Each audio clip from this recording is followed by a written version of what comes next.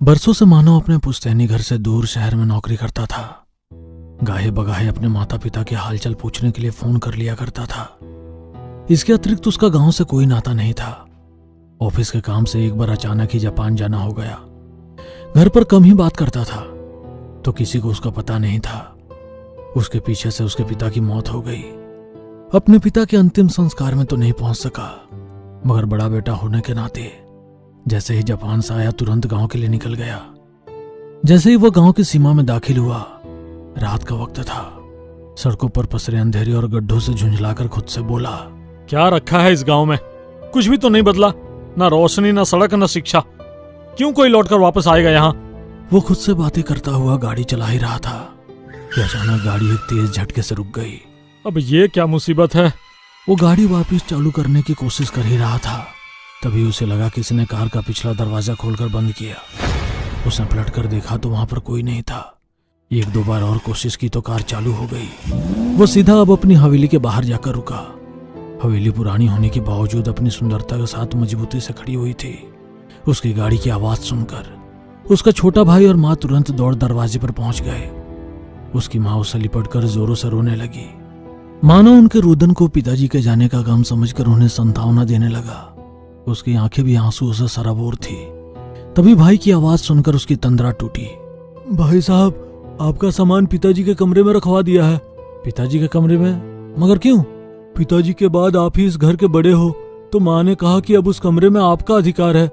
माँ की भावनाओं को देख उसने अपनी माँ के चरण स्पर्श करने के लिए जैसे ही झुकने लगा, एक काला कुत्ता वहां पर आकर जोर जोर से भौंकने लगा, मानो उसकी ओर गौर से देखने लगा।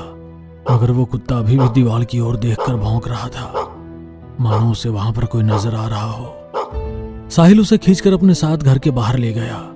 वो अभी भी पीछे मुड़ मुड़ कर भौंक रहा था।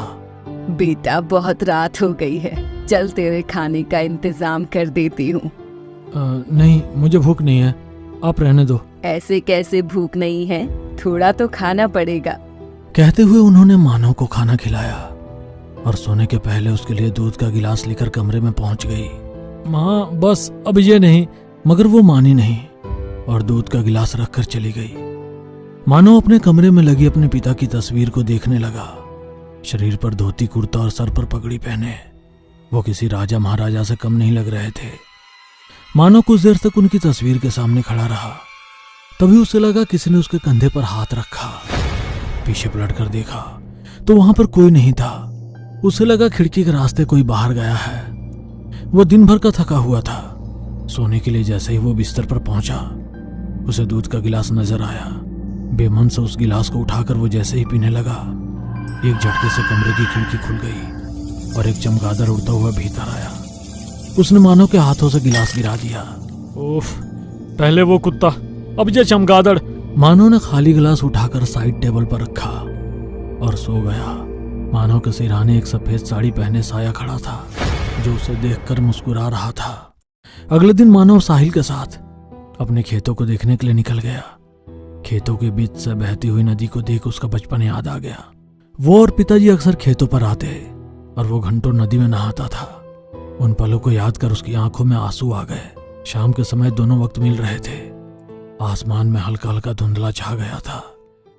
दोनों खेत से लौट रहे थे। तभी उसे अपने कमरे में खिड़की पर किसी महिला का साया नजर आया। एक पल को तो उसे लगा शायद उसका वहम होगा, मगर दोबारा ध्यान से देखने पर उसे वहां पर साया नजर आया। उसने जैसे ही साहिल को बताने की कोशिश की, वो साया वहां से गायब हो गया। मानव को समझ नहीं आया कि ये क्या हो रहा है। उसने साहिल को घर जाने के लिए कहा और खुद कुछ दूर अकेले ही गांव में घूमने लगा। तभी एक सफेद साड़ी पहने हुई एक महिला उसके पास आई। आ गए गोलू बाबा। मानव अपना बचपन का नाम गोलू सुनकर हैरान था, क्योंकि गोलू से उसके पापा और धाई माँ ही बुलाते थे। तो क्या ये धाई माँ है? मानव अपने दिमाग पर जोर डालकर याद करने की कोशिश करने लगा, मगर उसे याद नहीं आया। क्या सोच रहे हो गोलू बाबा? पहचाना नहीं क्या मुझे? मैं कमली। आपको यहाँ नहीं आना चाहिए था। चले जाओ यहाँ से, बड़े मालिक की तरह आप भी मारे जाओगे। चले जाओ वरना। कहते हुए वो महिला अचानक से गायब हो गई। मानव उसे दूर दूर तक ढूंढने लगा, मगर वो कहीं भी नजर नहीं आई। घर आकर उसने उसकी माँ से जब धाई माँ के बारे में पूछा तो वो बोली, किसकी बात कर रहे हो बेटा? कौन वो कमली? उसे तो मरे 2 साल हो गए। एक एक्सीडेंट में उसकी मौत हो गई थी। माँ की बात सुनकर मानो हैरान था। यदि उनकी मौत हो गई थी तो आज उसे मिली वो कौन थी? जब से वो आया है पता नहीं उसके साथ सब कुछ अजीब सा क्यों हो रहा है। बेटा हाथ मुंह धो ले, खाना लगा देती हूँ। आप मेरा खाना कमरे में ही भेज देना, कहकर मानो वहां से चला गया। माँ ने एक नौकर के हाथों उसका खाना कमरे में भेज दिया।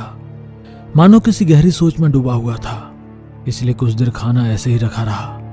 मगर जब उसे ध्यान आया तो वो जैसे ही खाना खाने पहुंचा, एक काली बिल्ली आई और पूरी थाली गिराकर चली गई। कल दूध, आज खाना, ये सब क्या हो रहा था समझ से परे था।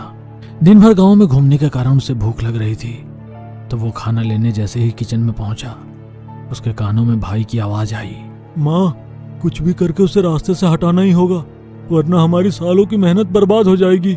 इतने सालों से इस गांव में अपने से 20 साल बड़े इंसान के साथ अपनी जिंदगी प्रॉपर्टी का बंटवारा करने के लिए थोड़ी ना बिता दी। जब पहली बार राजा ठाकुर से मिली थी मेरी उम्र मात्र 19 साल की थी। राजा ठाकुर की तो शादी हो गई थी और उनका एक बेटा भी था, मानव।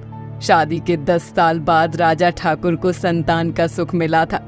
मानव की माँ वैसे ही बहुत कमजोर थी और जापे के बाद तो और ही कमजोर हो गई।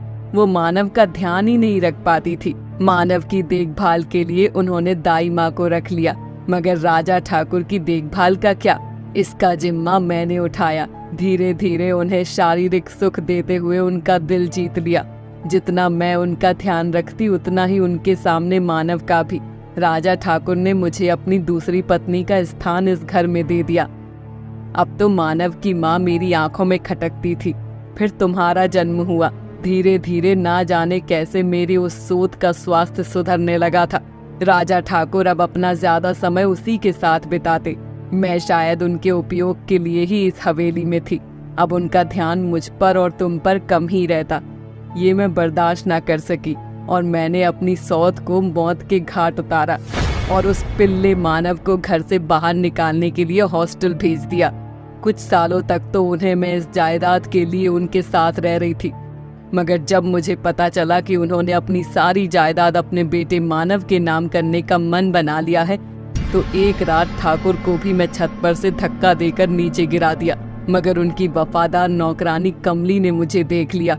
फिर मुझे उस बेचारी कमली को भी मौत के घाट उतारना पड़ा।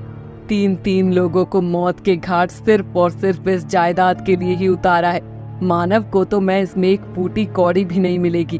वो आया था उसी दिन, दूध में जहर मिलाकर उसे दे दिया था, मगर ना जाने कैसे जिंदा बच गया। मगर आज की रात उसकी जिंदगी की आखिरी रात होगी। जैसे ही वो भोजन करेगा भगवान को प्यारा हो जाएगा। कहते हुए जोर जोर से हंसने लगी। मानो को तो कुछ समझ नहीं आ रहा था कि ये सब क्या हो रहा है। जिसे वो अपनी माँ समझता था वो उसकी माँ नहीं बल्कि सौतेली माँ है, जिसने उसके पिता और माँ दोनों को मार दिया और आज उसे भी करने की कोशिश की।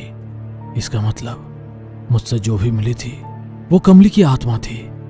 आज भी शायद कमली बिल्ली का रूप लेकर आई थी।